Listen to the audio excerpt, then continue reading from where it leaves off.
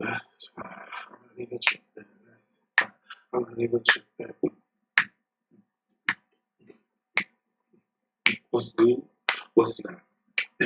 And tell me why. What's good? What's not? And tell me why. What's good? What's not? And tell me why. I said what's good? What's not? And tell me why. What's good? What's not? Tell me why. And remember, my comment sections are and always will be a safe space. Welcome back over to my channel where I like to watch a bunch of movies and TV shows just to say I see it. And also where I like to talk about a lot of things that I see. And one thing that I've been seeing a lot up and down my algorithm is ads for the new Final Destination movie, Final Destination Bloodlines, which I cannot wait to go see on Saturday. I am a huge Final Destination fan, even with like all of my anxiety and stuff. Um, those movies are still one of my favorite things to watch. So today, instead of just doing like movie reviews for all of the films leading up to its release, I decided I just wanted to go through and rank every single death in the Final Destination franchise. And just because of the tiered list that I pulled up, it is including all of the insider incidents as well. So, I mean, a lot of people technically did die in those. So, we're just going to go through and just really just get into it. Talk about them all in detail. What I like, what I didn't like, what impact it had on me, and all of that good stuff. So, without further ado, let's go ahead and talk about it. And we just go get into this. I am a huge, if you remember, if you just so happen to watch my Star Wars video, I like to talk about things in chronological order. So I am not starting with the first Final Destination. No. I'm starting with the one that is first within the timeline of the films themselves, at least until the new one drops in a couple days. So we are starting out with the North Bay Bridge incident. This is the inciting incident for Final Destination. But actually, I don't think they actually called that one Final Destination 5. I think it was just called Final Destination. Um, I feel like I'm wrong. I think fourth one was just Final Destination. And then 5 was Final Destination 5. But anyway, the North Bay Bridge incident, I'm not gonna lie, I was already scared. Not even scared. I was already terrified of both heights and bridges and being off the ground in general before this movie ever came out. This whole thing just solidified those fears, heightened them to new levels. So, just this thing. So I will have to put this on the instant worst fears list entry. Like it just like after I see this, it was already technically a part of my worst fears, but it was just like, okay, yeah, we can just crank it up a couple notches. Just because of like I've since childhood I've had a very, very creative imagination, okay? So I could imagine, all the things that would happen if a bridge were to collapse, more specifically if it was to collapse while I was on it. And just watching all of the details of how everybody kind of gets taken out in this entire incident, in this part of the movie, in this whole scene, it just, I could really talk about it because I'm starting to get scared just thinking about it. It was that terrifying to watch. So, yep, North Bay Bridge, it's up there. It's the worst fears list. Then the first technical death of the franchise, as far as the individual character goes, we got Candace. They do give us the last names for these people. I never knew they even had last names. Candace Hooper. Shorty's death was like all over the marketing campaign for this movie. Not the finished result, but the entire scene, all the little details leading up to the actual death itself were in the trailer. So I can remember just watching the scene, seeing the whole deal on the balance beam and being like, okay, it's about to go down, she's about to land on it, and then she's gonna fall and break her neck. Like it's over and done with like that. Quick and easy. That did not happen. The way that they built on just the anxiety of this scene, where her actually surviving the balance beam, then her going to the bars while watching other people do it, and you see like they're starting to like loosen, and then you got like the air conditioner unit just leaking and stuff too, and then they're doing something like moving the fan in the way. And it's like, bro, what is going on? How is it just going to happen? Now all of a sudden, she is on those bars. Somebody else is on the balance beam, and she steps on the nail.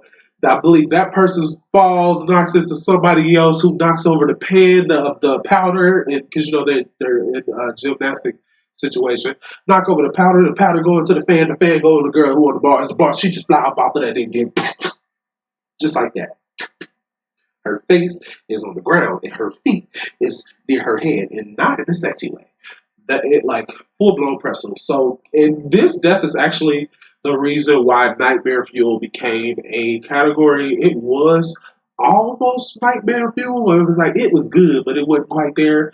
No, because this wasn't basic, but it wasn't that part of my worst fear list specifically just because I ain't no gymnast. Okay, ain't no situation in life where I'm gonna find myself on nobody's little balance bar situation. And even somebody can put my head and say, put a gun to my head and say, "Hey, you go on the balance bars right now. You go do the swing on the thingies." And I'm gonna say, "No, I'm gonna break my neck anyway. Go ahead, shoot me. I'd rather die by gunshot." So, yeah, it don't quite go in worst fears, but definitely something that could have me waking up in a cold sweat at night. So yeah, Candace, nightmare. Poor baby. That was so tragic. Next up we got Isaac, the dude who plays the same character in everything you see him in. I don't think I've ever seen this dude not play a smarmy character in anything, movie, TV show, whatever. And his death was really, I ain't gonna put it because it wasn't It was like the build up to it was nice in the massage parlor, and you know he's getting acupuncture. Sometimes the words be trying to kick my ass when I'm trying to get them out real quick. You be like, no, you slow them down right now. You trip and fall over yourself. So yeah, Isaac, the actual death itself, as far as him being just, you know, kind of his head getting squashed by a Buddha statue, after he was kind of disrespecting the Buddha statue, it was nice, you know, it was nice a little karmic death. It was like one of those things that happens in like horror movies where it's like, okay, this character obviously is going to die, so we're just about to make him like one of the worst characters, so that when he does die, it's like you don't really feel nothing about it.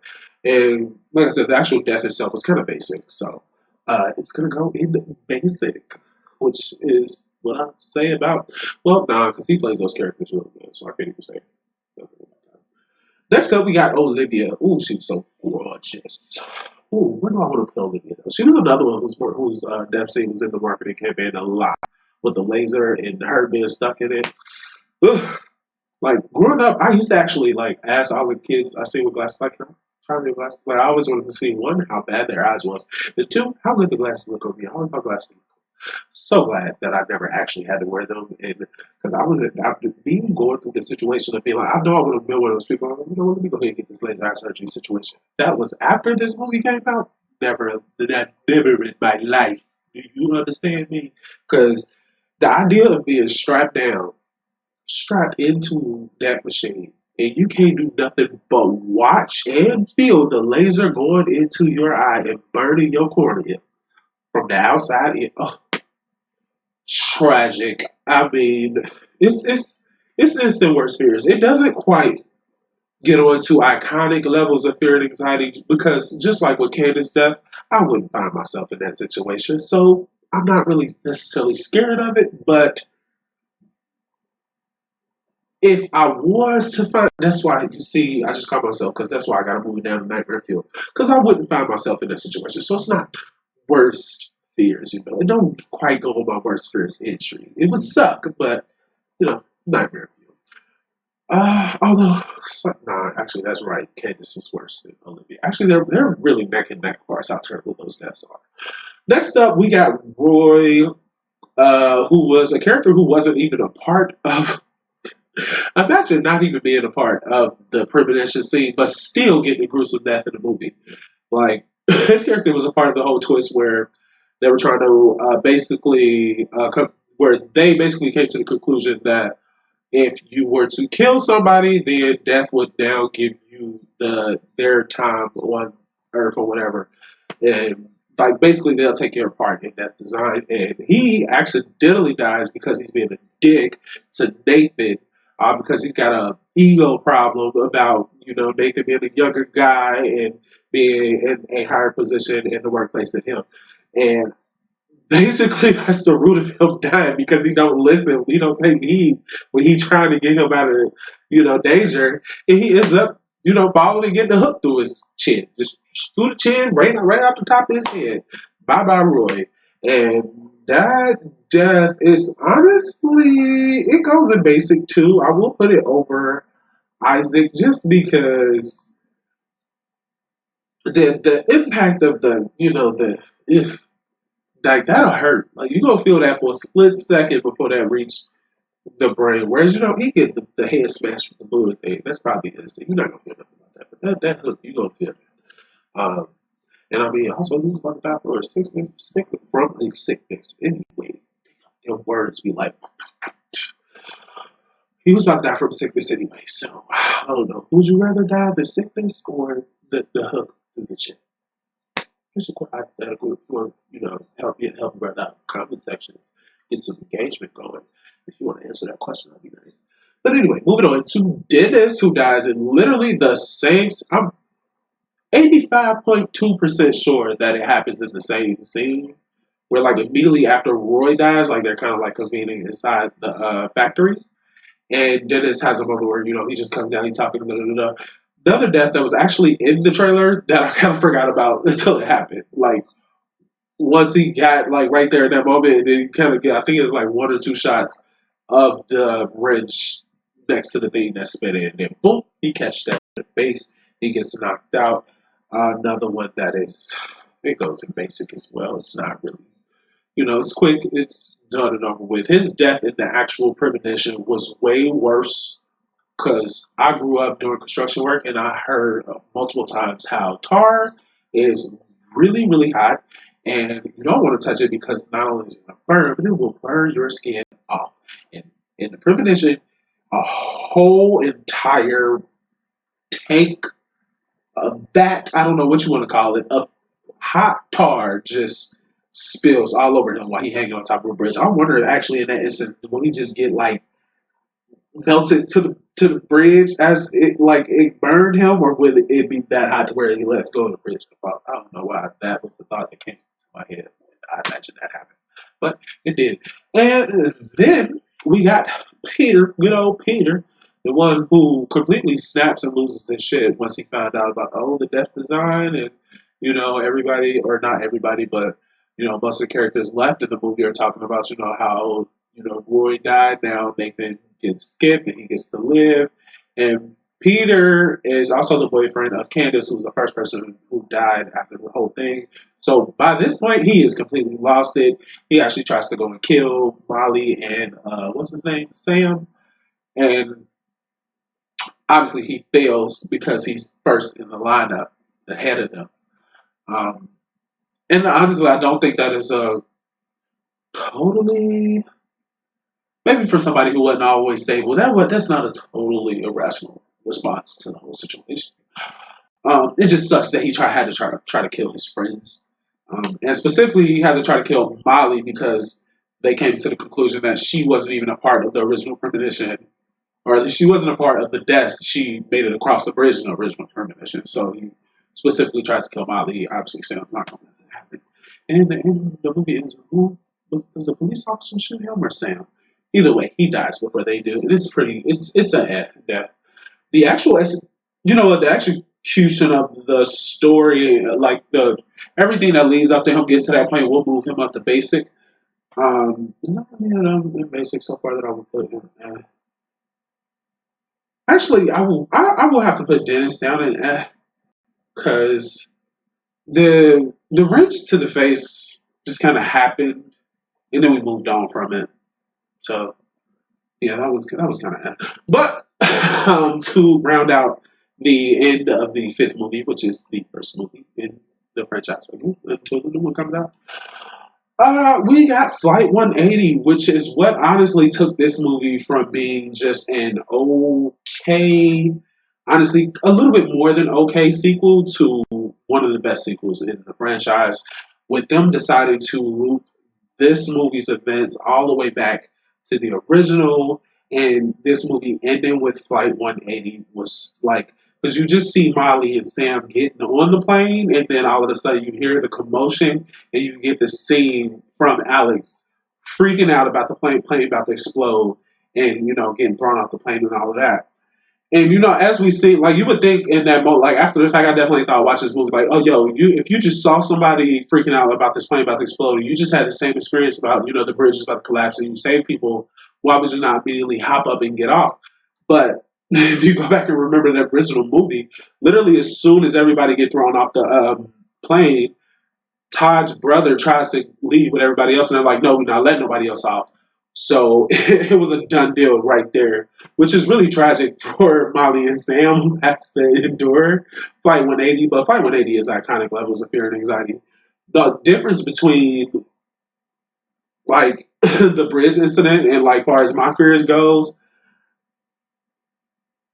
actually, I don't know if I can really say that there's a difference. Like I think it's just because it's the first, and it really like kind of just set the events for this entire franchise. So that's what makes Flight 180 so iconic. Like if you see just the words the number 180 somewhere, if you're a fan of these movies, that is the first thing your mind will go to. Um, at the same time, I'm like, does it go into instant worst fears instead? No, Flight 180 is iconic. I don't care.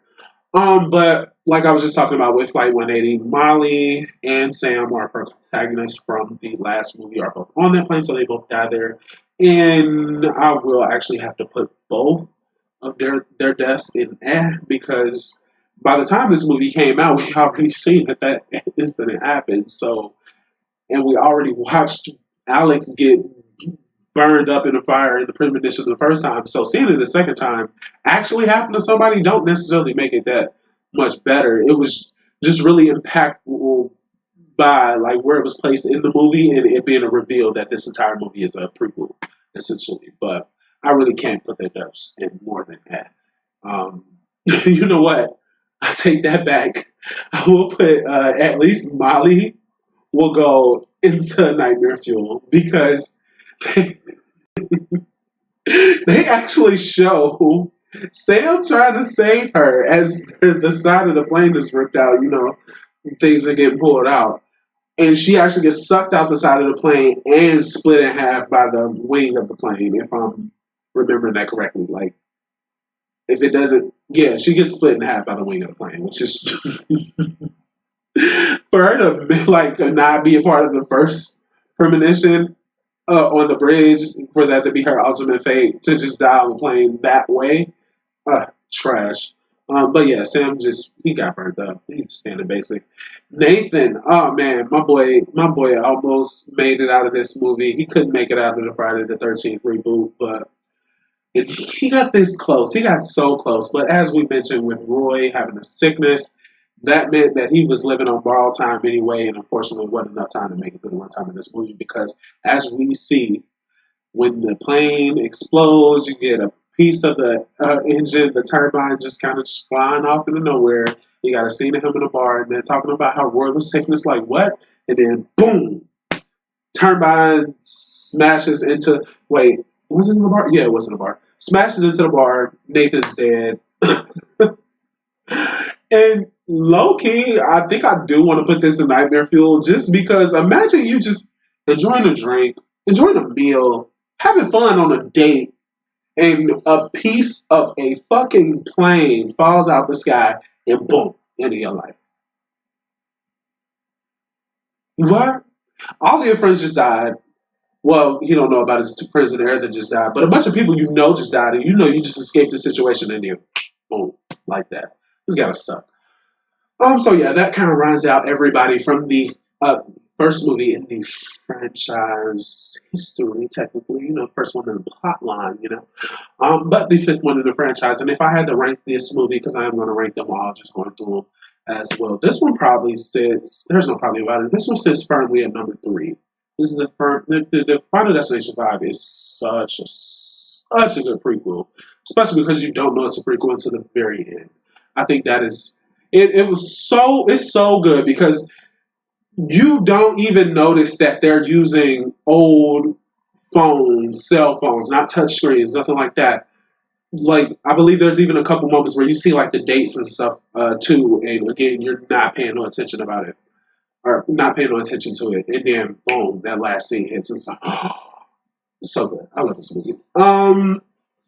Moving on to the granddaddy of the Final Destination franchise, the original, and like we already technically rated Flight 180 and our kind of levels of fear and anxiety, and that moves us to Todd, the first death in the franchise, first individual death in the franchise, first time we get to see, death, words, death's design. Man, why was death's hard to say? Deaths. My tongue just said deaths. It gets stuck on the death, and then it just comes out separately for some reason. Like more than one apostrophe is in there. Anyway, Todd, Todd's death scene. I don't know, because the idea of him getting strangled in the way it happens, like it sucks, but I don't know if it's quite nightmare fuel, but it's not. I don't know if it's basic either because the build up in the scene itself is pretty good. Because like the water, the floor starts leaking, and you think he's maybe about to slip and cut himself while he's shaving. That doesn't happen. Then he's like trying to plug in, I think, a radio or something like that. And again, there's a puddle on the floor, and the outlet is kind of sparking or whatever. So you think he's about to go electrocute it, and it's like, oh no, that doesn't happen. And he kind of avoids the puddle altogether when he starts to take the clothes off of the shower line or whatever, which is, well, never mind. Let me not say it's weird to have the clothes on the line in the shower because definitely had that growing up. But specifically that wire, that wasn't like a clothesline. That wasn't the regular type of banister or shower rod that your shower curtain would hang on. Like, did people ever really have those type of clotheslines like just in their bathrooms? That is so weird. But anywho's, the way he slips on that water and it just so quickly it just get wrapped up in it. You got him trying to get like he's in the tub and all the shampoo and soap and stuff is in the foot of the tub, so he's just slipping on that. Can't really get like his bearings to try to like you at least stand up to. Like I don't know. Actually, I don't know what he could have did because the way that the wire was twisted, it looked like it went over and under. So him trying to undo it would have been a task if he was standing up. And I believe the whole entire time he's choking, he's reaching for some scissors, and he can't reach those. I don't know how that was like. Even if you cut it off, that was pretty tight. Um, either way you cut it, just watching somebody strangled to death as a children, I was a children when I watched this movie. I saw the second one, and then I remember I was going through a box full of tapes, and none of them had where actually had the sleeves on them. So I was just looking at the tapes, looking at the title, and see what stood out. And I remember seeing Final Destination. I remember I was seeing Final Destination 2, and I was like, "Ooh, this is the first one." I never in my life I could have gone my entire life without seeing nobody get strangled like that. However, come on. Not instant worst fears for me, as far as being strangled. It wasn't nightmare fuel at all, so I do have to put this at the top of basic. The setup of the scene itself is very iconic. Like actually seeing how death design work, in action for the first time is executed perfectly. But the death itself don't really hit quite as hard. It does hit emotionally because obviously that is Alex's best friend. And they did do a really good job in the first only 5-10 minutes of this movie setting up that friendship. So I will give them credit on that. That moves us to Terry, who just gets smacked by a bus. And it's quick, it's over and done with. It happens so fast, and the movie itself moves on so fast from that happening. Um, However, you know what? I can't even trick myself. This one also kind of goes in basic, right on top of Isaac's. Yeah, because it's quick too, but it's just a little more impactful because she was just crossing the street and got hit by a bus. Although that was the way she did it. It was like the bus driver probably had time to hit brakes, but She literally stepped out into the street, back turned, didn't look at all, and just got hit by a bus. Like that was she was gonna get hit by something. It kind of just sucked that it was a bus. But yeah, Terry, basic. Next we got Miss Luton, Valerie Luton, who is actually I'm 85.2% sure that I saw the scene of her death before I saw even the second movie. So the first anything that I saw Final Destination was her in her house drinking, packing her stuff up, going out seeing Alex, and then flipping the hell out. And then obviously everything that happens with mug cracking, spilling the trouble block all the way up to the computers, spilling that. Sparks happen. Psh, glass in the door. Like, ooh, that her death sucked. Like, she hits the glass in the throat, goes to try to find a rag, I guess, to put the pressure on the blood, and the vodka from the mug gets lit up, blows the bottle, so now she done got that little explosion knocked her on her ass, and she again is trying to grab the towel, which is on the chair, or not even on the chair, sorry, it's on the knife block, pulls the towel, boom, knife comes down, get her in the chest, she's dead. Well, actually, take that back. She wasn't dead yet. She was as good as dead. However, we get Alex who comes in and he's trying to help her, but oven explode. He knocks the table, or oven explode makes him bump into the chair. The chair falls off the table. Ah, knife goes even further in her chest. She's definitely dead now. Let me see. Let me see. I will put that in Nightmare Fuel. I will put that in Nightmare Fuel. Like the unfortunate chain of events to make this death happen are like 99.99% not going to happen, especially if you're just being aware of your surroundings. Like, how do you not know that you have a leaking cup and you're putting on a piece of electric, like something that is electric and it is plugged in, like on the big back computers. I know y'all probably don't remember big back computers, but I remember big back computers. You know something is leaking if you put it on that. You're gonna see it. Not even as soon as you put it down, right before, because you got that little drip that's always coming right before. The computer was sitting on something, so it would have dripped right there on that little table that the computer was sitting on, and then you'd have been like, ooh, let me pull that away. Although she was drinking vodka straight. So maybe that's why she wasn't fully aware. And she was freaking out. She saw Alex outside. She's like, oh my God, he's the reason why this is happening. He's a weird guy. Come here, police. But yeah. That's what happened there. I actually love that scene too. Love that scene. Next up, we got Billy Hitchcock, my boy Sean William Scott. No, Sean Scott Williams. Which one is it? I think it's Sean William Scott.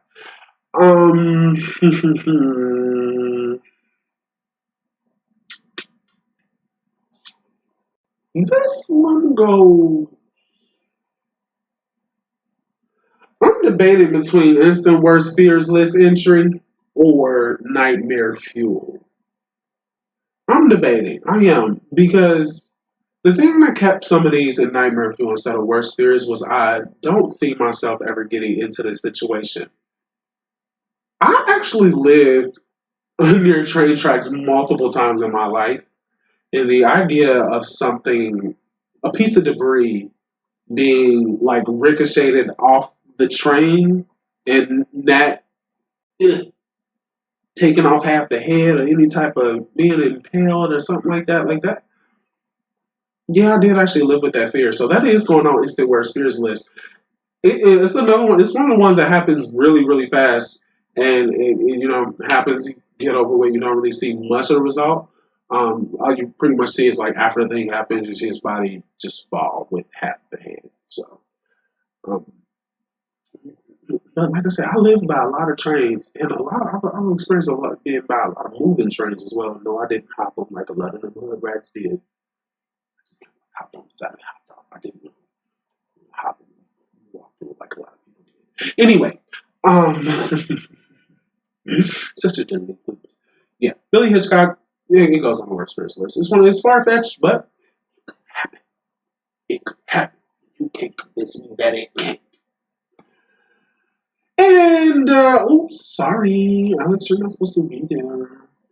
And finally, for the first movie, the last death we get on screen, sort of, is Carter's because they're in Paris. Alex, actually, no, Claire notices a bunch of stuff going wrong in that instance and basically saves Alex from getting hit by a bus, and then Carter saves Alex from getting hit by the falling sign, which it kind of bothers me that Carter saw an object swinging, knocked Alex out the way, stood in the trajectory of the swinging object, forgetting that something that swings in one direction will eventually come back. And all we get is the sign and him coming to that comes a realization. He's like, "Oh man, I just saved you. Death came back for you." And he's like, "Well, just get me because you just saved me." He's like, "Oh, well, who's coming for next? Why would you even ask that question, sir? Right now, your concern should be that there's a still swinging sign in the vicinity." But he couldn't even have that thought because, boom, he gets smacked by the sign. And I'm actually gonna put this down in basic. I will at the very least. Nah, I'm because the way it happens is so dumb. It really is. It really is. Like, who doesn't, after saving somebody, check and make sure that they're also, like, safe as well? Like, that their surroundings are safe as well. Like, that don't make no sense. Just don't make no sense. It bothers me. It bothers my spirit. So yeah, Carter, dumb death. Stupid. And in between Final Destination 1 and 2, we have our first and not our only, unfortunately, off screen death with the main character of the first Final Destination movie, our leading man, our screen king, if you will, Mr. Devin Sawa, aka Alex. Um, not gonna lie, kind of similarly to Billy, I do put that in my instant fears list. So we find out in the second movie that basically he got hit by a falling brick, some type of construction. I'm guessing on the building, and on the building that he's walking under, and boom, he gets hit by a falling brick. I don't know how you go through your life being not aware of death and cheating death as many times as I guess he had to live up to that point and not be weary of some type of construction going on. But maybe it was, I think maybe the news article might have specified that it was just a loose brick on the building or whatever. But yeah, it's unfortunate that he had to die like that off screen. I really wish instead of killing him off, they just, in a similar way, where we just find Clara in the psychiatric hospital, I think they could have just did something like that with Alex too, where they could have just said he's also locked up, but he refuses to see people, unlike Claire, who was at the very least a little receptive to the idea of somebody coming up and getting more information about said situation.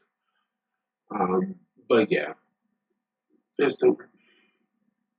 I'm not really scared of getting hit by a falling brick because these movies actually just made me like watching these movies growing up a lot made me super aware of my hyper aware of my surroundings. Okay, so I gotta be real. Yeah, I was supposed to have a basic.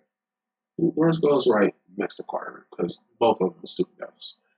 Um, so that brings us into the second movie. Although we can't just do that without talking about the first one last time because I have to say that if I'm ranking them, this first one sits firmly at number 2, right ahead of number 5, solely based off not solely based off the fact that it's the original. This does do what a lot of like kind of like 90s teen horror movies did. Although this is more thriller than a horror to me, where they just had a really strong cast, and the relationships in those, like between those characters, really feel real, and you can relate to them a lot. So that the cast and their performances does boost this one up enough to sit in first place. But the one that sits firmly in first place, no debate for me, or probably a lot of other people, honestly, is the one we're about to talk about now, which is Final Destination 2. And it is all because of the inciting incident that happens on Route 23. If you've seen this movie, you don't play about them log trucks. I, I'll take it a step further. I do not play about any truck carrying anything. If it's got to be tied down on the back, I am not in back of it. Okay? It is in my review. I don't play about them semi trucks because of this movie. I know. Probably not gonna happen, right? The chances of it happening low, right? Probably in real. I actually wish I looked up the statistics before I started recording this, so I can say how many times something like this has happened. It don't matter. I don't want no parts. I my first year or two of driving, I was terrified of being anywhere near semi trucks on the highway. I wasn't scared of driving on the highway. I was just scared of semi trucks.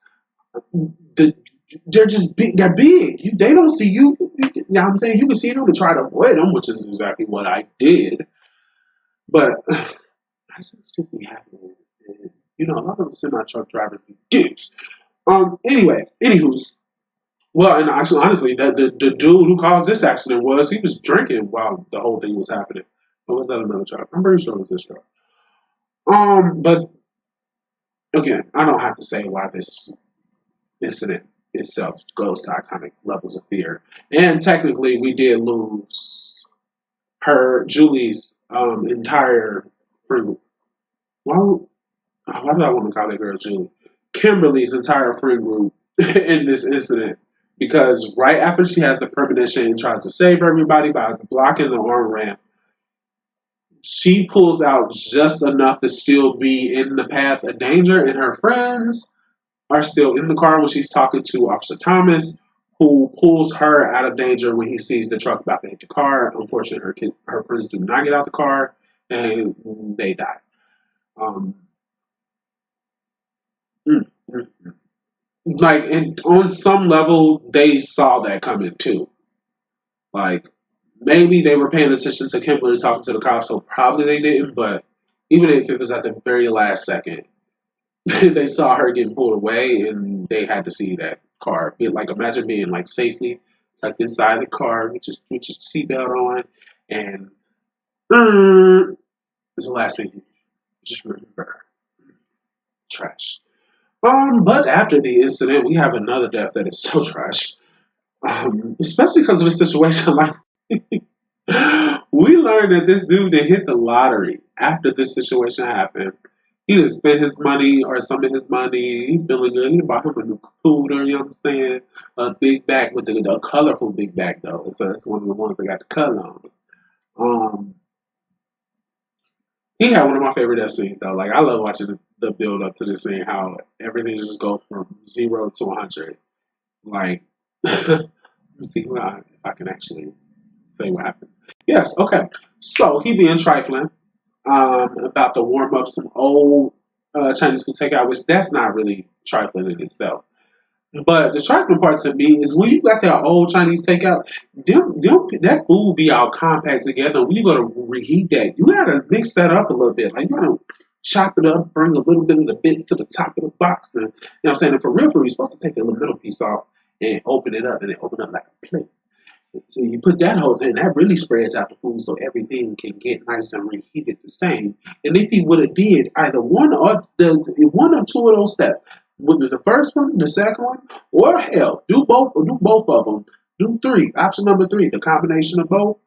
He would have found that magnet in that food, which is what set off the microwave to get the splattering and the sparkling and sparking and about to explode, while he got oil and fish sticks on a pan, which is what makes everything, he caught fire. He got his new little watch or whatever, or what is it? It was a ring. It was a ring. I'm sorry, it was a ring.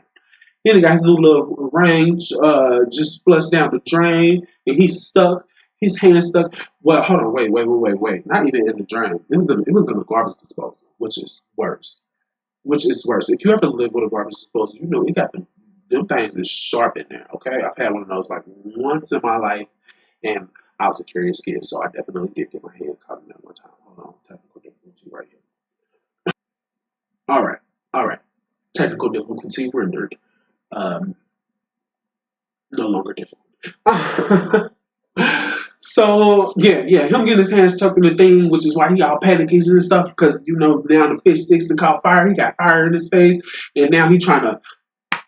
This fool with a dirty apartment gonna try to knock the fire down, like just kind of pat it out a little bit, but he knocks it from the stove to the floor, and obviously a little dirt. So he got a bunch of trash, so the fire just catch even more. Uh, you think he's about to just burn an apartment, but no, he does get a little luck. He gets out of a window, which all of a sudden opens up. Well, no, actually, I think he broke the window in order to get um, out the apartment, which actually plays into the end part of his death.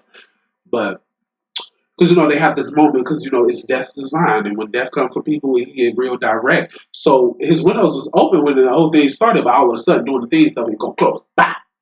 Like Death's like, nah, you ain't getting out of here. But like one thing Death can't control is that glass window. So he just broke the glass. He get down the fire escape, he get through the safety, and all of a sudden, boom, explosion happy, he slip off the fire escape. And not only did the glass that he broke fall into his death, but at the beginning of the scene, because he looked dirty, he trifling, he took some nasty spaghetti out the refrigerator and he throws it out the window instead of putting it in the trash can. He fall off the ladder, slip. No, let me not get it wrong. He slid. He fell off the ladder, boom, fall into the glass.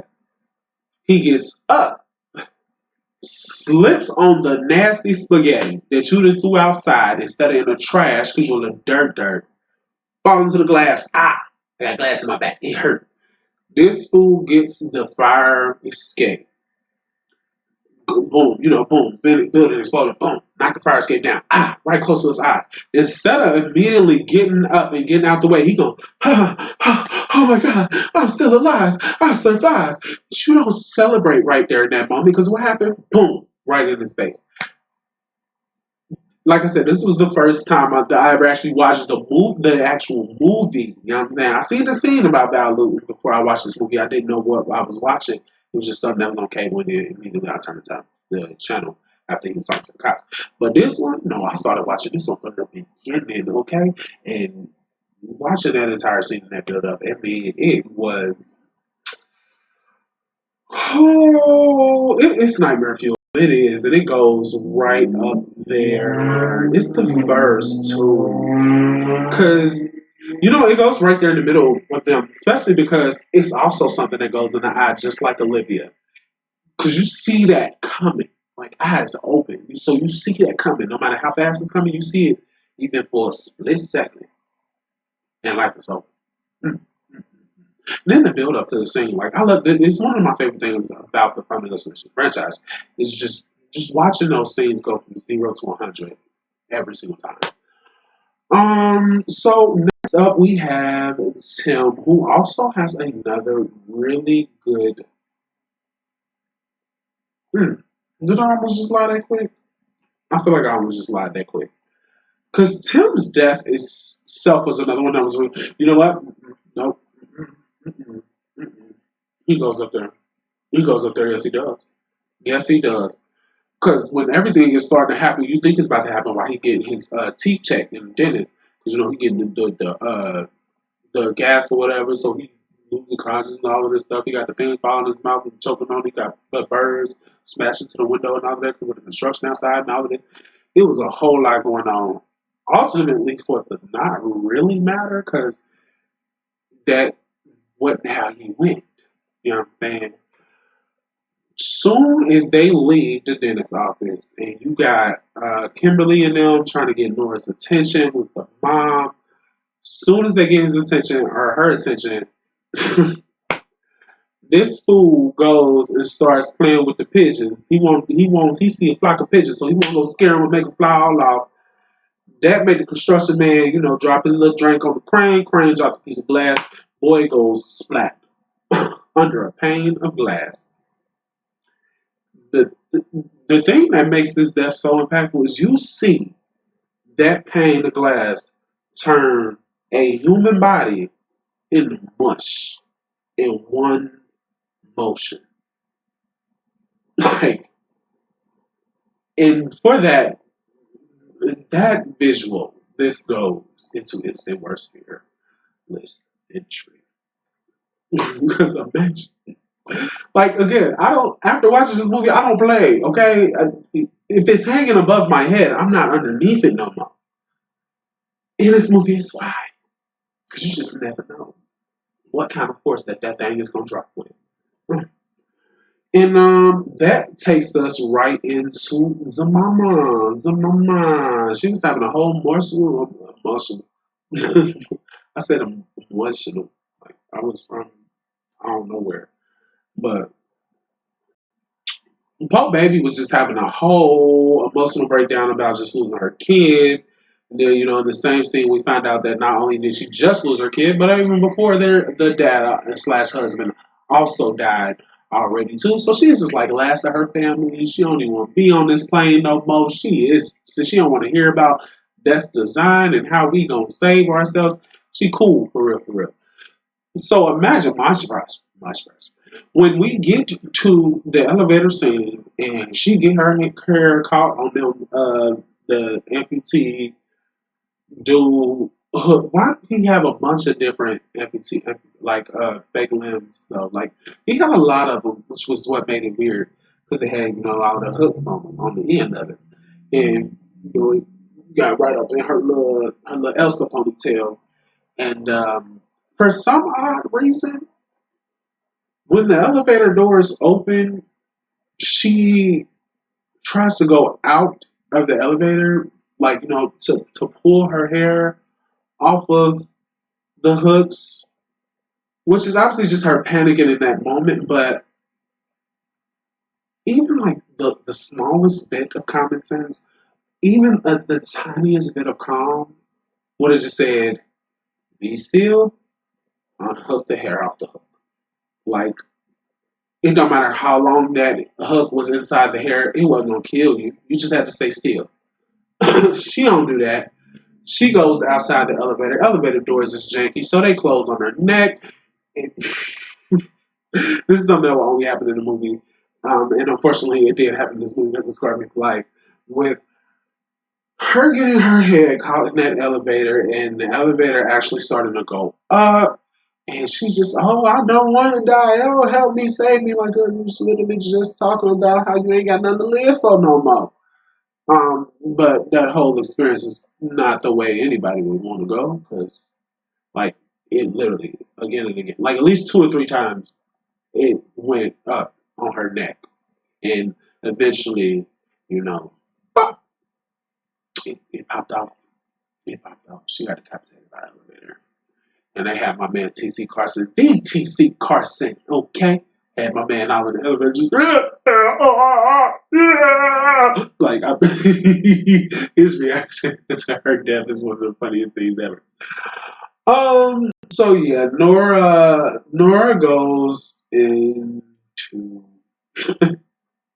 She actually makes instant worst fears list because I do believe that this is the scene that is responsible for my fear of elevators.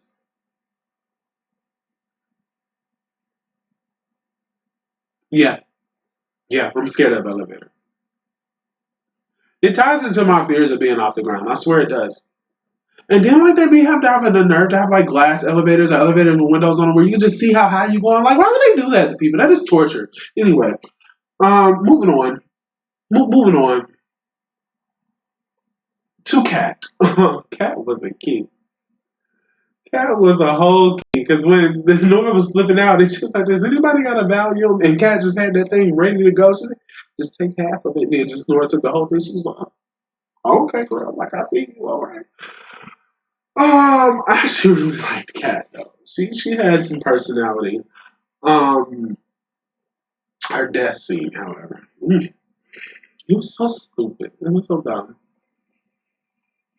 I feel like it was so surprising when it happened. Like not surprising, but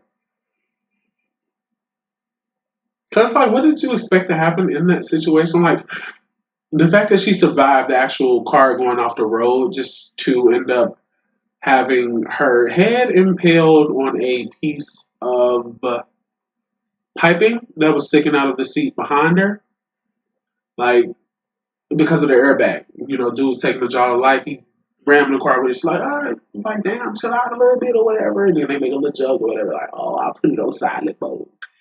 And she goes to reach for something, and then he just boom. And then like for some reason the airbag didn't go off when the car actually crashed. So when he does that with the jaws of life to try to get her out, sets off the airbag and then boom, head to the pipe. Head goes to the seat, which has the piping sticking out of it, which means piping is now sticking out from her head. Boom. And she kind of has one of my favorite deaths because it set off another death immediately after, and I like when these movies do that. But her death itself, I think I just accidentally put it in the right part. Like, kind of goes in eh. I'll put it at the very least in top of eh because it sets off one of my favorite deaths in the entire franchise, which is Rory. God bless my sister, because when I watched this movie for the first time, I'm pretty sure it was with her, and the actual at the beginning of the movie during the accident, the Route 23 accident, there's a part where Rory is doing coke in his car, and Officer Thomas drives past him, and he flips out, drops his joints or whatever, and then he try to act all cool, whatever, and like after he passes him, he's like, "What? You're gonna bust me, bitch?" Like the way he's. Oh my god, I laugh it, bruh. It's so funny to me, especially because my sister mocked him as he did it. So now every time I hear him say it, every time I watch that part of the movie, I just can see my sister also saying that part again, and seeing slash hearing her saying that part again. It's so funny, but his actual death. Oh my god. When Kat dies, she's smoking a cigarette. Death Design takes that cigarette down, like some piping in the ground, and it causes. No, so something else happened. Okay, so there's like a van happening, like something happened with some type of. I don't know if it was a news van. I think it was a news van that was coming to like capture, the aftermath of the incident because car just wrecked and all of that through somebody's farm and all of that shit. And one of the the kids of the resident of the farm is like in the road or whatever, and Rory saves him from the news van that's about to hit him. And right after that, I think the news van kind of swerves and it goes off and it hits something. Something hits like the gas. Something hits like the gas tank in the car, and it starts leaking gas down the piping or down the property somehow. And the cigarette that Cat is smoking ends up tumbling down the yard and through the piping and all of that. Ends up lighting that gasoline on fire, then explodes, blows off a piece of the fence, and it just shoots it directly, or excuse me, blows off a piece of barbed wire fence. It's like two pieces of barbed wire in between like these big ass logs, and it just blows it directly at Rory while he's smoking, and it just cuts him in three. You get to see the entire thing happen like a full screen. Like you see him get hit by it and you see his body fall apart. This is one of the most iconic scenes in the entire franchise, if you ask me. I think he has one of the best, like visually, just one of the best deaths in the franchise. Um, mm, for that, I will put that in iconic levels of fear and anxiety. Honestly, I do. Surprise explosion, bisection, trisection. Like you got trisected. That is crazy. Yeah, Roy, best death in the franchise. You did that, buddy. You didn't only do. You're gonna bust me, bitch. You had the best death in the franchise too. Also, before he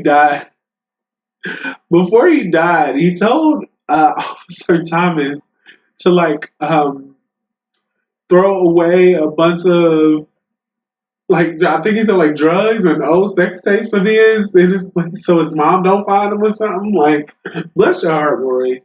Actually, and I'm gonna put him up both incidents of the first two movies just because it is his death is just that good to me. It really is. Next, unfortunately, we have to talk about the death of my favorite character. When I say favorite, I mean number one, okay? Like a period. Nobody comes close. I do not care. I love me some Ali Larder. I love me some Ali Larder as Claire Rivers. I do believe this is the first movie that I saw her in, and it just stuck with me. Like, imagine not seeing the original movie and then seeing the second one and just being in love with her character. So, as I mentioned before, she basically put herself in an insane asylum after what happens to Alex, to try to avoid death design. Because basically, like, how you gonna kill me if I'm in a paddock room? And unfortunately, due to the events of this movie, Kimberly basically gets her to come out of said insane asylum to help her basically cheat death and, or basically beat death altogether, not even just cheat it. Because the whole plot line of this movie is that, there was a baby that was supposed to die in an accident, and maybe if they can prevent that baby from dying, or basically just make sure that that baby is born, then that would just break the chain altogether, and boom, everybody lives that was supposed to die. In the very scene of Claire's death, we basically find out that the baby was never baby and baby's mom was never going to die in the accident. I don't know why that was something that Kimberly just so happened to remember at the last minute. Although, this whole situation is very tragic. I imagine that there was a lot of downtime between some of the incidents of this movie. But like I said, she remembers that the baby wasn't going to die. We basically have this whole situation where during the car accident that, excuse me, kills Kat and Rory, we got Eugene, like I said, played by the incomparable T.C. Carson. You know what I'm saying? The one, the only, the legendary Kyle Barker. Oh, that ain't that's Kyle Barker. I can do that so much better because I was literally just watching Living the Single. He says Kyle Barker. There it is. I'm sorry. The original voice of Kratos too. But you basically have him. He gets injured, like his lungs gets punctured in that accident, so he's at the hospital. And it's at the same hospital that they end up going to try to save the baby and all of this other stuff. And we got a whole scene of everything going wrong in that hospital. Things are getting unplugged, gas is getting released, all this other stuff. We think we have a moment of respite. And Claire finds Eugene, and as soon as she opens that door, it goes up in flames. That entire room explodes. The fact that they gave us a shot of literally like the fire burning, actually burning Claire to a crisp before she's exploded down the hallway is so trash. But yeah, she dies, and it does put this.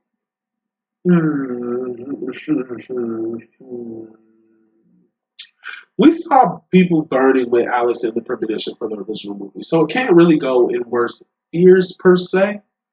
But I will put it in Nightmare Fuel, especially because it happened to my favorite character, and I'm going to put um, Eugene right there next to her.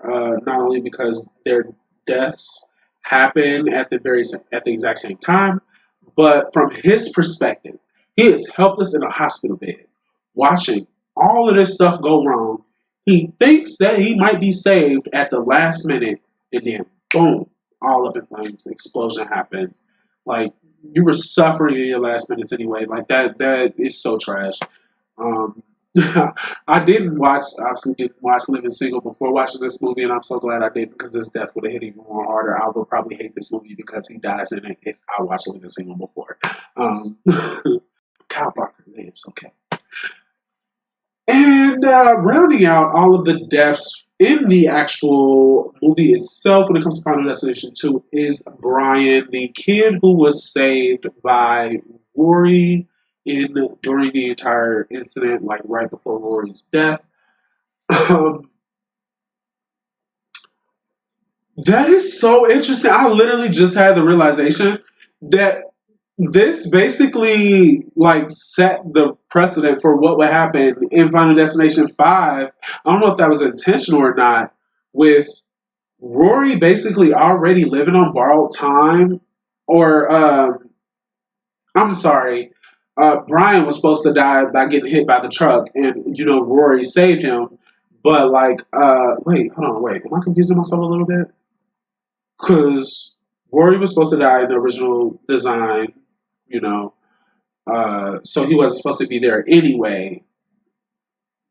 So if he died in the original design, which would Brian even have almost got hit by that car? Because the whole car wreck wouldn't have happened if he would have died originally. But since the original design didn't happen, and Rory ended up in that situation, and Brian ended up almost getting hit, and then Rory ended up saving Brian from getting hit. It was like it basically ended up not mattering anyway because Rory was about to die. I don't know. I don't know. Actually, now I got to take that back because I think I didn't talk myself out of this. Yeah, so it didn't set the precedent for the whole like living on borrowed time thing. Like they just basically had a realization at the end of the movie, like, oh, he was supposed to die out there that day the accident happened, but your friend Roy saved him. It was like, wait, he was supposed to die, he got saved, and then boom, he gets exploded at the barbecue grill. I will just kind of put that down in basic. I'm really upset that I kind of talked myself out of. It's not quite stupid, although it's just smell gas.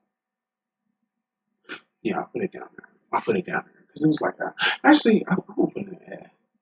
Because it was really only a shocker because of. It was really only a shock death because it's like the stinger at the end of the movie. Like he got saved by Rory and he was technically supposed to die, so now death came back to get him anyway.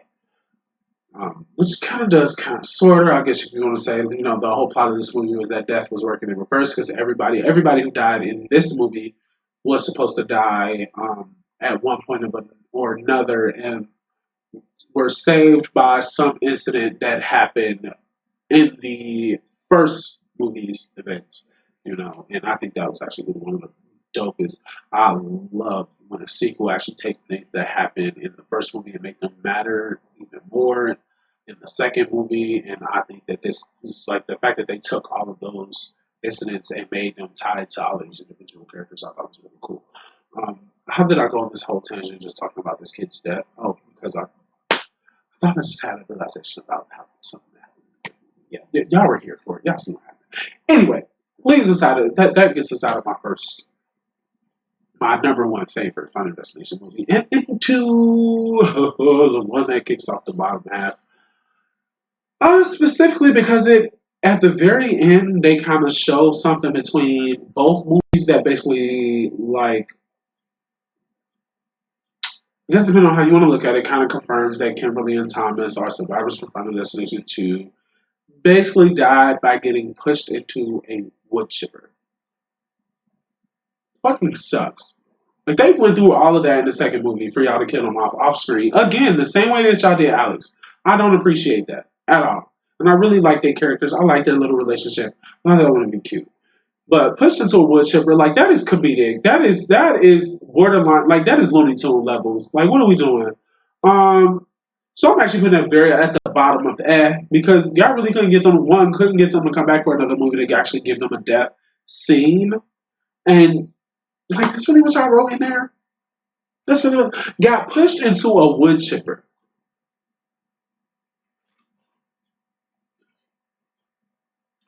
Getting into the actual third movie itself, our inciting incident is the Devil's Flight roller coaster breaking down that whole situation. I did not need this movie for me to be afraid of roller coasters. Before this movie, I was not a fan of roller coasters, especially ones that went upside down. It flipped me out. I had a whole thing at Universal Studios, I believe, and it was Island of Adventure specifically. When I was a kid, my uncle and somebody else. I want to say one of my sisters might have been on it, or maybe it was one of my cousins. But it was like the Incredible Hulk roller coaster, and I remember seeing couples of bits of it as we were walking up to it, and I was like, okay, that look kind of fun. I think I can do it. Or I think maybe I had a moment where I was like, okay, I'm gonna face this fear. I'm gonna do it. For some reason, when I sat down in that roller coaster, I had a full blown spaz attack. Like it was bad. I was flipping out. I cried so much that I just got off the roller coaster. I waited off to the side, let them go, and then they came back and then I walked out. Um, yeah, that was before I ever saw this movie. So after this movie, and me being a very, very anxious kid with a mind that was far too creative, okay?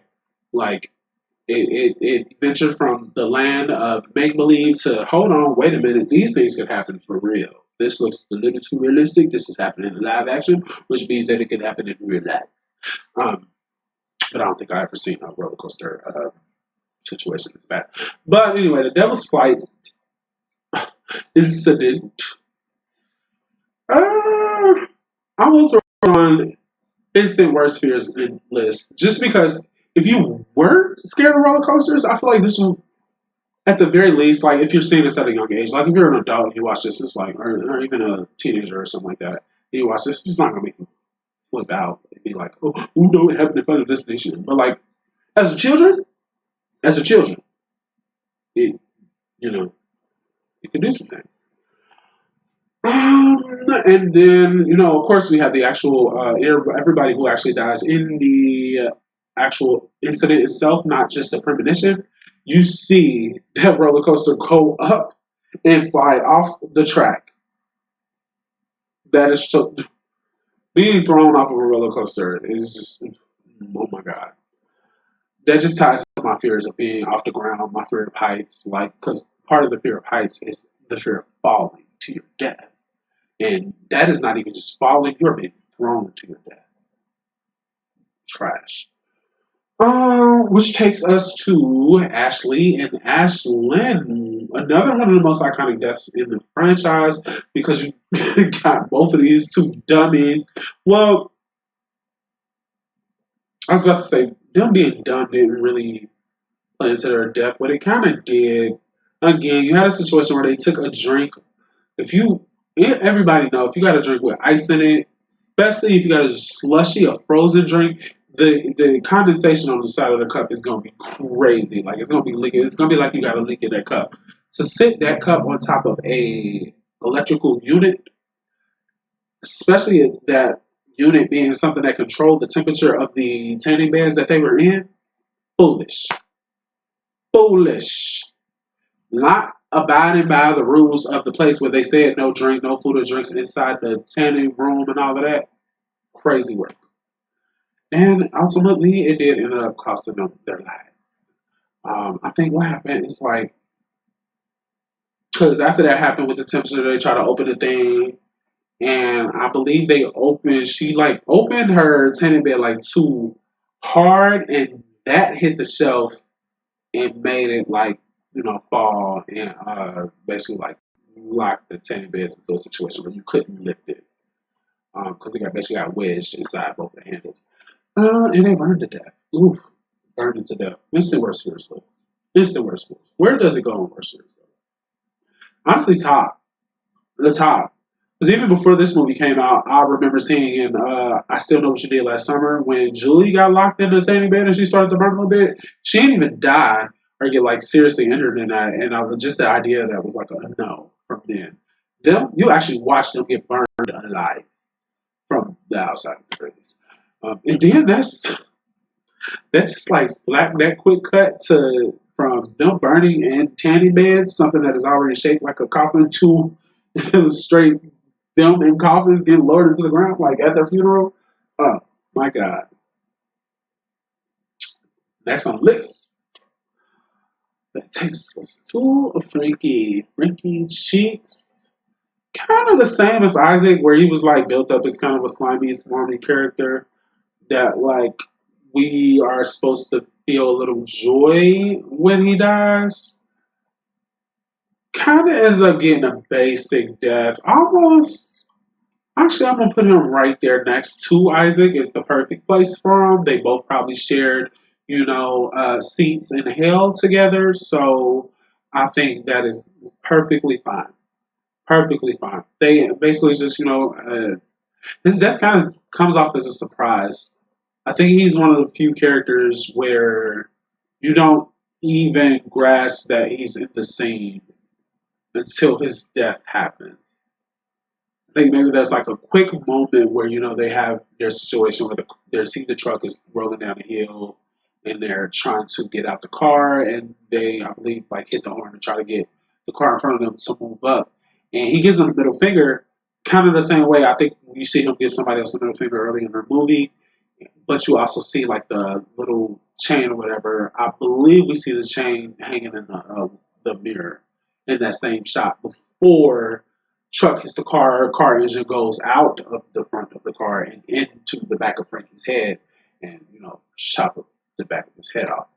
Um, Trash way to go, but also probably pretty quick too. I didn't feel that. Yeah, it was kind of basic. It does go in basic. It's nothing to be. It's like if you're worried your surroundings, you ain't got nothing to be afraid of, man. Who's not aware of fan blades in the back of their heads? About to chop the back of it off, give you a nice little haircut, take a little off the top, if you know what I mean. Um, Next up, speaking a little off the top, take everything off the top, was Lewis. Lewis, my boy. Um, I forgot his name in that movie, but before I saw this, I saw Wrong Turn 2, which he was in, and not only was he in, but he survived. Okay, Black man survived. He survived the cannibals. He did not survive this movie. I knew he wasn't going to, but just the way that his character was in this entire movie, I knew he wasn't going to make it. He's kind of a dick, the dick jock. Like who he was he was that character in these movies where it's like everybody's the main characters are realizing what's going on, so they're trying to save people. You always have that one person where they're trying to save everybody, but they don't want to listen. They kind of doing their own thing, and boom, they die. That's what happened with Lewis while he in the gym. There's just like the whole myriad of things that could go wrong here, and I believe they all kind of do and lead up to, you know. I think it was one of those situations where there's so much going on that you don't pay attention to the immediate danger, which was the swords coming down and cutting the wire of the. I don't actually know what that machine is called, but they cut the machine that he's working. They cut the wire on the machine, specifically on the weights that are holding the weights up on the machine that he's working on. And as soon as he presses that up, the weights come down, smash his head, and he's done.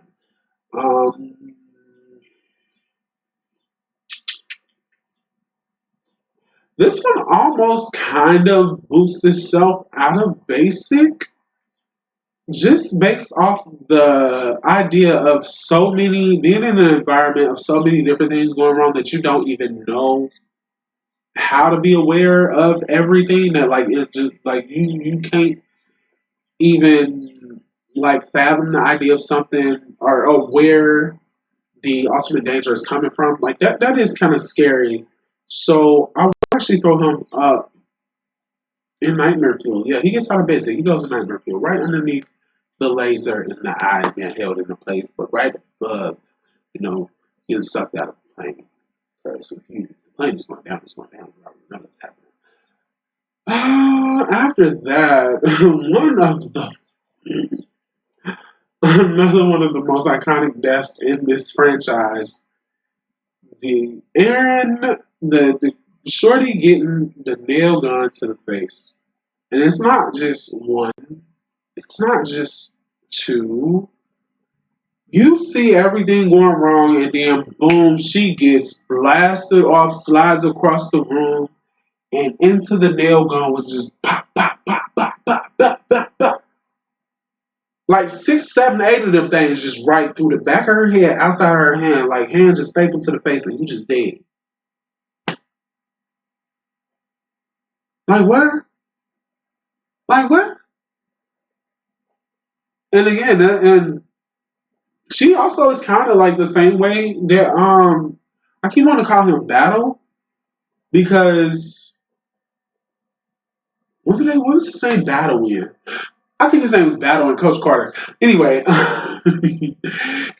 she was kind of the same vein as him, where they were trying to warn everybody about what was happening, and you had her and Ian both kind of making jokes about the whole situation and not really taking them seriously. And it is too late because once everybody is taking stuff seriously, she got 7, 8, 9, 10 nails stuck through the back of her head, out the front of her hand, just like that. Just like that. She just dead. Blood just dripping out of her dead.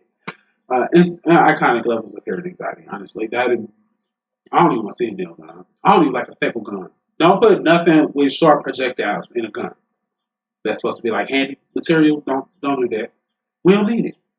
Hammer nail work just fine. Okay, stapler works just fine. I don't need to shoot nothing into nothing. Anyway, next on the list we got Perry.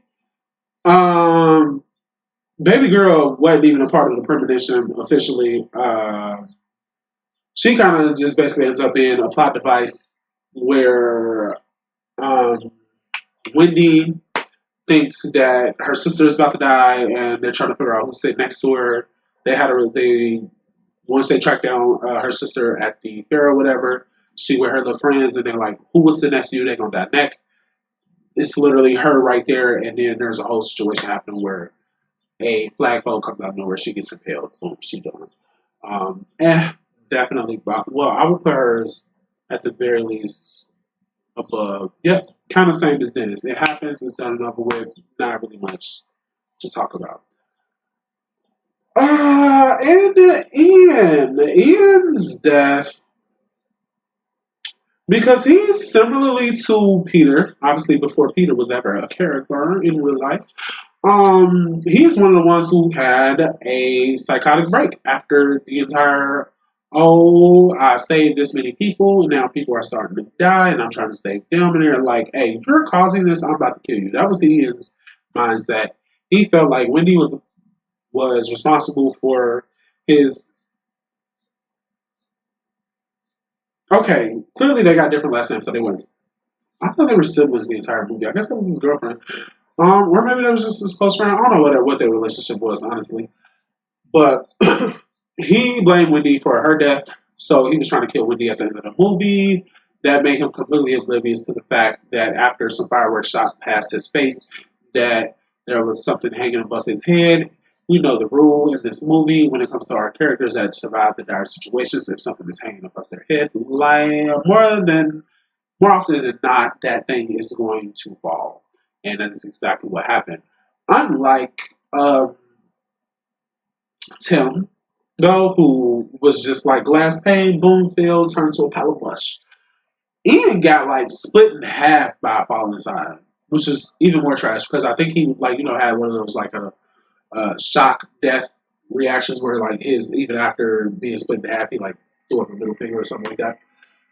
So yeah, he experienced being cut in half a little bit. I want to say I'm going to put this one. This one makes it out of basic purely for being satisfying as well. I will put him actually right after Terry. Yeah, yeah, he goes right after Terry. Because not like I wanted to see Terry or Todd die, but like their deaths are kind of more impactful than Ian, especially because previously we already saw somebody get basically have somebody get something involved that was hanging above them. And then Final Destination 3 was the first movie to give us two premonitions in one movie. So we did not only have the introduction. Sorry, their burp was powerful. At least on the inside, it wasn't loud. But we had Devil's Light, and then we had Train. Oh, I don't know if it was 081, just because of the way that it was just looked here. I can't tell if that was an 8 or not. But I want to say it was Train 081 because the whole thing was she looked in the mirror and in reverse it says Train 180, which just ties again back into Flight 180. Which signals that there's another situation about to happen because we got Wendy in college. She has like a new little friend group that they about to get on the train and go to the game and all this. But then all of a sudden, they bump into Kevin, and then they notice that also her sister Julie is on the train as well, and things start to go wrong. Um, I actually just realized I kind of put these out of order. Well, no, not really, because the train crash kind of happens off screen, but the premonitions itself happens on screen. Isn't it? Do I want to put this on? I will, at the very least, throw this in the top of Nightmare Fuel. I'm not necessarily scared of trains the same way I am with planes or being on a boat. Trains feel like the most safe of any type of like mass form of transportation, honestly. Um, And the train premonition scene itself, outside of the individual kills, is not really that impactful.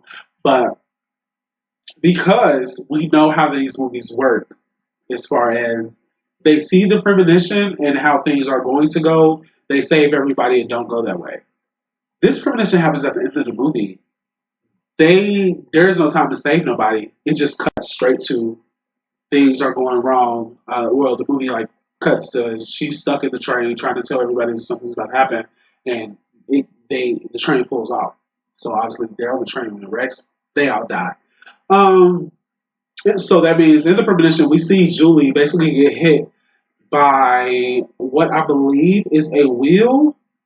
The train car pops off, ricochets, somehow boom comes to the door. She gets right through the side, out the back door. That's got to suck. And the impact was pretty like, yeah. So yeah, she goes right under Lewis. Um,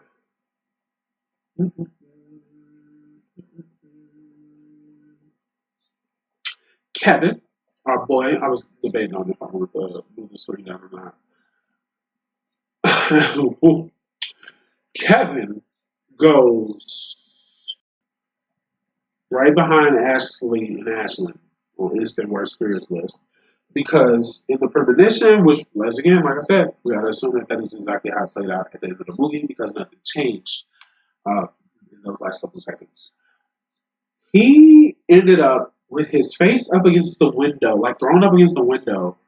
It breaks and he gets sucked out of the window of the train and just mangled in between the train and the wall. Like getting dragged along a wall, a concrete wall in a train. Like he basically just got grinded down tonight. I don't imagine there was much left of him after that. If something does go wrong inside of a train, best believe I am under the seats, holding myself in place. I am not falling up and leaning up against what window that can break, and I can fall down and get smashed up against the wall. Not about to turn me into no motherfucking train walk or feeding. And then we have Wendy, who literally watches the train go hit her in the face in a premonition. We gotta assume that works out like that. Yeah, I would throw her as a nightmare too as well. She was injured on train tracks, watching a moving train come smack the shit out of her.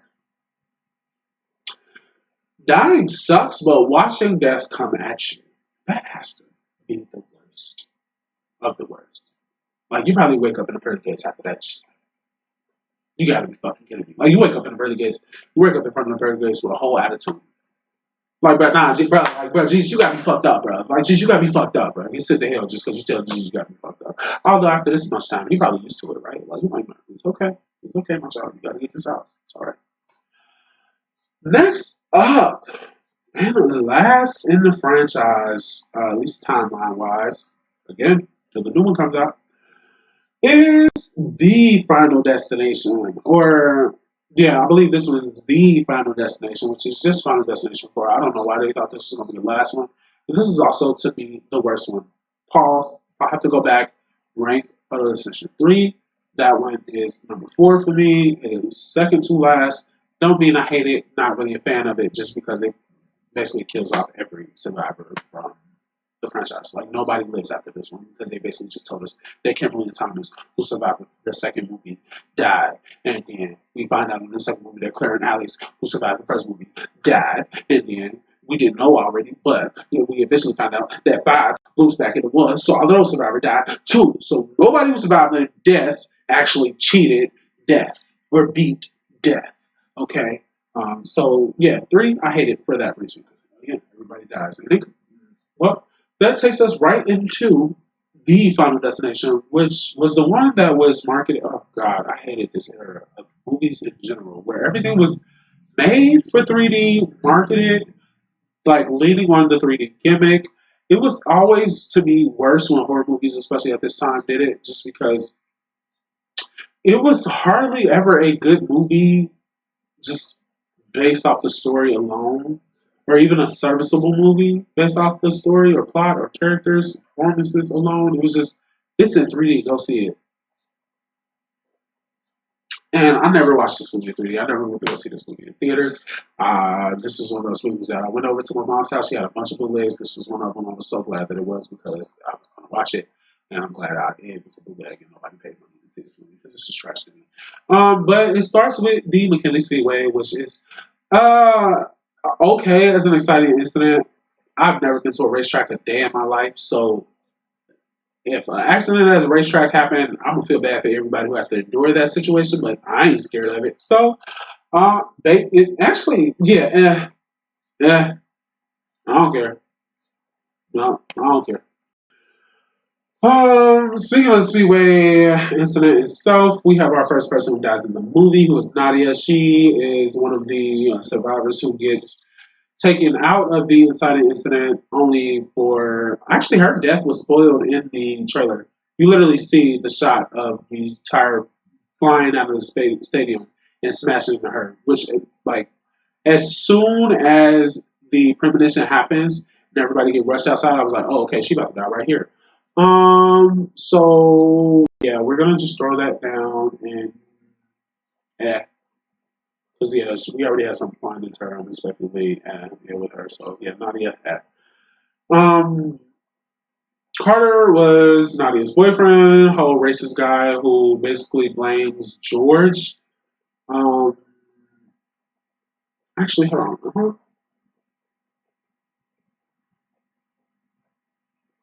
Actually, I think I'm wrong.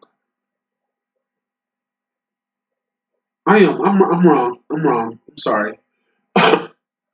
Carter's not Nadia's boyfriend. Carter had a girlfriend inside the racetrack, and he blamed George for his girlfriend dying because he didn't get to go back in and save her because George was trying to, basically push everybody out and get everybody to safety. He was one of those people, and he basically got drunk and decided to go put a or try to go put a flame across on George's yard immediately. Like he's one of those again asshole character who is clearly an asshole, and we're supposed to feel good when he dies. Obviously, I did feel good when he died because I'm racist. Hello. Um, and the way he dies too, with his truck basically just like him getting yanked up by the chain, and there's a whole gas can on the back that he was about to use to set the cross on fire that he just put in George's yard. Instead, there's a no, it doesn't. It's not a hole in it. After the truck takes off, I think it just tips over and it starts pouring a trail of gas. And obviously, you have a train dragging on long concrete, and gas it sparks, catches Carter on fire. He is being dragged. George just looks outside and he just sees a truck driving down the street with a flaming man being dragged by the truck down the street. It was a comedic image to watch, and yeah, we'll put this death into basic, and he can go right here at the bottom of all the assholes. Yeah, go right there. That's a good place. Oh girl, Samantha, who was the mom who put the tampons in her son's ear at the racetrack. Um, the build up to her death scene was interesting for the most part. I think it's mostly because there was a nice era in my life during my dad's second marriage where I spent a lot of time inside hair salons. My grandma-in-law, I guess, my stepmom's mom had a hair salon, and so I spent a lot of time there with them. And so watching the whole setup and the whole death scene kind of taking place inside a hair salon was a different, at least for me, and it was interesting to watch like all of the dangerous elements kind of come together more so because of the unsafe hairstylist. Um, to ultimately end with what I think was also another death that was spoiled in the trailer with her opening the door and getting the rock to the eye. Um, kind of a basic death, but I will actually put it up into nightmare fuel because I think even no, it was this movie. As a kid, once I saw this movie, I ain't gonna say as a kid, I was probably like 11, 12. almost teenager, probably actually a teenager when this movie came out. I don't know for sure. Um, I do remember seeing like, oh, lawnmower, especially riding mower, the ones that have the things where it just shoots everything out the side. Like, oh my god, it can just go over a rock and just shoot it out like that. Like, one, is that possible? I still haven't looked up if that's possible to this day because I'm too busy avoiding that. In anytime I see somebody on a riding mower and like if the exit part that they're shooting stuff out of it, I'm never on the outside of that because of this movie and because of his death scene. So I'm looking for that. And it happening right in front of her kids. The whole I got my eye on you, and then she turned around, boom, right to the eye. It's a little corny, but just say it happened in front of her kid makes it a little impactful. Then next up we have Andy, who now he is the guy's. He is Nadia's boyfriend, so he is the one whose girlfriend just gets slashed in half by a tire outside the racetrack, and his death. It's so messed up because you think it's the band the whole time, but then he, escapes being able, the whole band coming out of the garage and everything, just for that pressurized takeoff. I don't know what to take off and push him into a fence and basically turn his whole chest cavity into hamburger meat. Uh, I actually would have liked to see that movie, that part, this death specifically in 3D. I think I would have been really cool to see. But I did not. And he is that character in this movie where it's like, all right, we're starting to realize that people are dying who are never supposed to die, or we know who all is supposed to die. So now it's time to go warn people. And he is the one who does not believe, and it is too late to really even try to believe in anything because boom, he takes the chance. Um, yeah, yeah, he goes right after Roy, right before Terry, as far as basic goes. It's not quite Nightmare Fuel for me. Um, yeah, it's not quite Nightmare Fuel for me. It happens, it's done, it's over with, it's not much to, it ain't a lot to brag about. Oof, oof, but a scene that is now, Hunt is, so it's unique. It had two characters that was built up as the asshole characters that you wanted to see die. But they decided to let this one, fester for a little longer in the movie and let him kind of just chill out there. And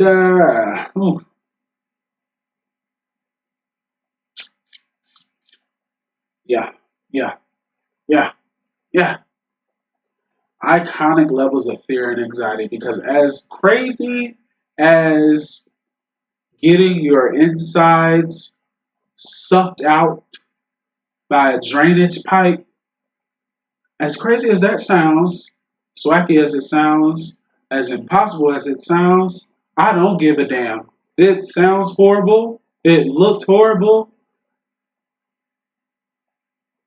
I used to be one of those kids when this movie came out where if I get in the pool, ooh, I'm right down there at the bottom swimming. Yeah, look at how long I can hold my breath. No, no, no. On the edge, please. I want to be far enough away for where if this starts to happen, we can see it first. And I'm on the front line of getting out of this situation. Okay? So yeah, Hunt goes an iconic. Also, he did a great job in Legends of Tomorrow.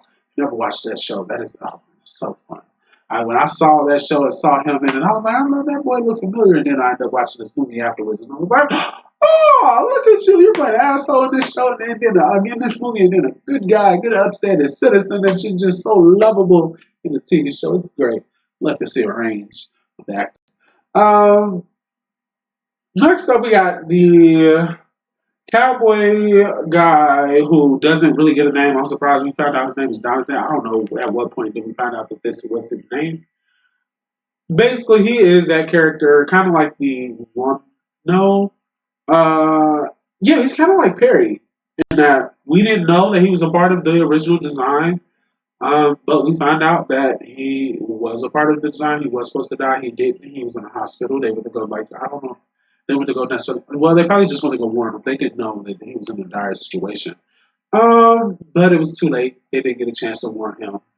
Um, because by the time that they opened the door for his hospital room, it was like 1 or 2 seconds before the tub from the room above came smashing on top of him. Yeah, yeah. Imagine the roof above you leaking while you're in the hospital, immobilized. Almost in the same situation as T.C. Carson's character was, as Eugene was. Um, and you can see these things going wrong. You know, you're trying to crawl out the bed, crawl to safety. Ouch, leg is hurting. Oh, I'm injured on the inside. I can't really move. The door opens. Ooh, safety. Tub of water. Oh, but that being said, not exactly nightmare fuel. If my ceilings are leaking, I am out of the building, so I'm not scared of being in this situation. It doesn't go.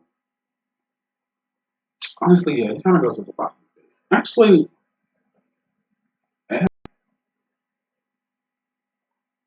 yeah, doesn't because it's kind of like it just happens out of nowhere. He is a part of the story and not part of the story is like in the same moment, honestly. And then next we have the Taggart Theaters. This movie took after the previous one and decided we're gonna have two premonitions in the same movie. Yay! And he does have this premonition literally right after, excuse me, right after George's death, or not George's death, excuse me, right after Jonathan or Cowboy's death, where he sees his girlfriend and her best friend in the movie theater. Everything goes wrong there, and he tries to save them. Um, or actually, he tries to save them. Janet stays. She dies in the movie theater, and then girlfriend dies right after outside in the escalator. The escalator scene becomes the root of why I am not a fan of escalators. Yeah, yeah. If I see an escalator and a set of stairs, I'm taking the stairs. No, I'm not lying. I promise I'm not exaggerating for comedic effect. I'm not. So serious. I don't know escalators or elevators. Stare me. Okay. Call me the stair master. Okay. Not doing it. So that being said, yeah. Yeah, yeah, that second premonition in this not so great movie will go into is the worst fears because he absolutely did terrify my entire life. It was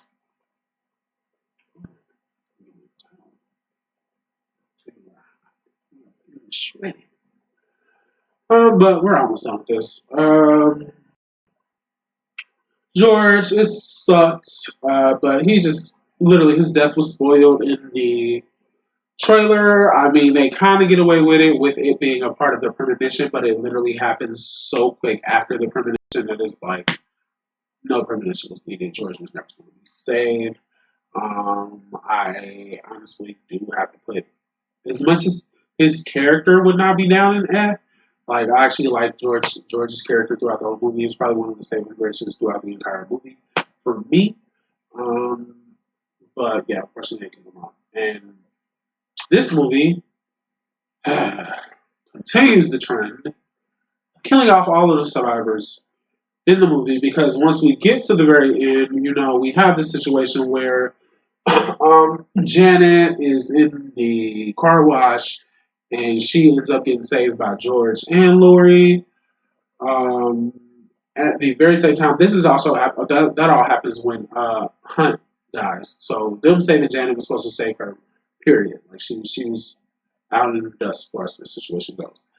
But then we have this tag with this, ending moment here. This, little tag at the end, little stinger at the end, where all the characters meet up at a coffee shop or whatever.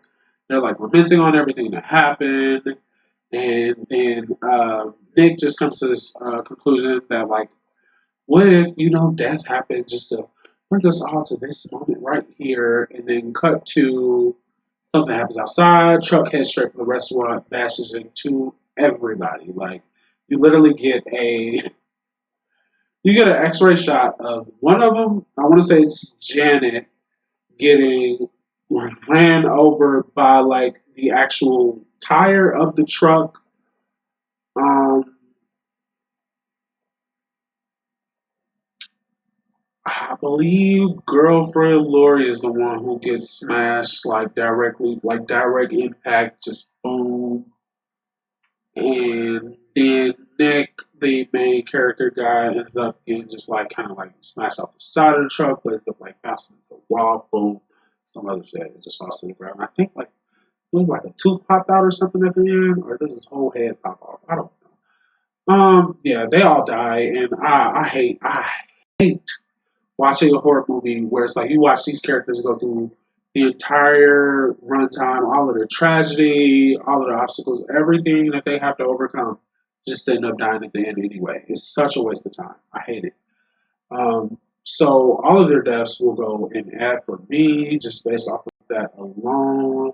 Also, the idea of them being like just sitting in like a coffee shop and just getting taken out by a truck that kind of comes out of nowhere. Not really the biggest fan of that. So I believe that rounds out our ranking of all of the deaths in the Final Destination franchise. I'm trying to zoom out here so I can get a look at the entire thing. Gotta just scroll through one more time, make sure I don't want to make any adjustments or anything.